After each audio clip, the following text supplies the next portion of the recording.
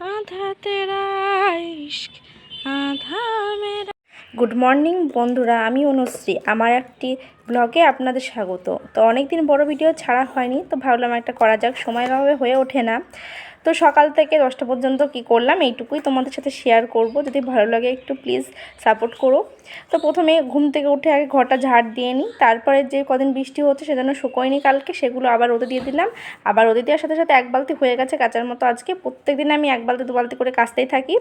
তারপরে ওর বাবা মানে আমার হাজব্যান্ড রোজ সকালে খেয়ে যায়, আর এইসব কাজগুলো করার তো সময় থাকে না, ও চলে যাওয়ার পরে করি। কিন্তু আজকে ও মানে কদিন ধরে খাচ্ছে না, 2-3 দিন ধরে। তো সকালবেলায় মেয়েও দেখছে ঘুমোচ্ছে, তো ভাবলাম বাসি কাজগুলো উঠোন ঝাড় মানে উঠোন নিয়ে ছাদটা একটু ভালো করে ঝাড় দিয়ে নিই।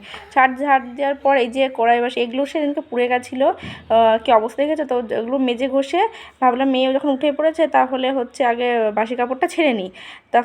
তখন বেস্ট ফিটিংয়ের জন্য কান্না করছে, তো বাসি কাপড়টা ছেড়ে নিলাম। আমি বুঝতে পারিনি যে অনেকটা বেলা হয়ে গেছে। এইরকম টাইমে না আমার খাওয়া দাওয়া কমপ্লিট হয়ে যায়, ও থাকলে রান্না বান্না হয়ে যায়। তো ওই যে ঘুম থেকে উঠে পড়েছে ও, তারপরে আমি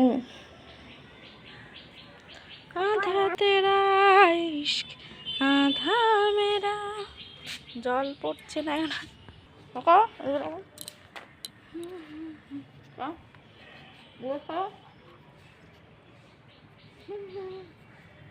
তারপর আমি আর মেয়ে একসাথে ব্রাশ করে নিয়ে রান্নাঘরে ঢুকে পড়লাম। রান্নাবান্না করতে হবে, দেরি হয়ে গেছে।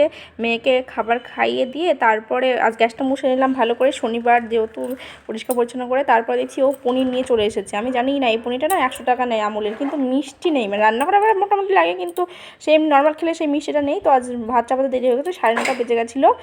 তারপরে পনিরের তরকারি ও যেহেতু খাবে না, শুধু আমার জন্যই করতে হয়েছে। সে পনিরের তরকারি করেছিলাম। আমি জানি না ও পনির নিয়ে এসেছে। তারপরে বিছানা টিছানা গুছিয়ে বাদ বাকি কাজ করছি। তো ভালো লাগলে একটু প্লিজ সাপোর্ট করো, বাই।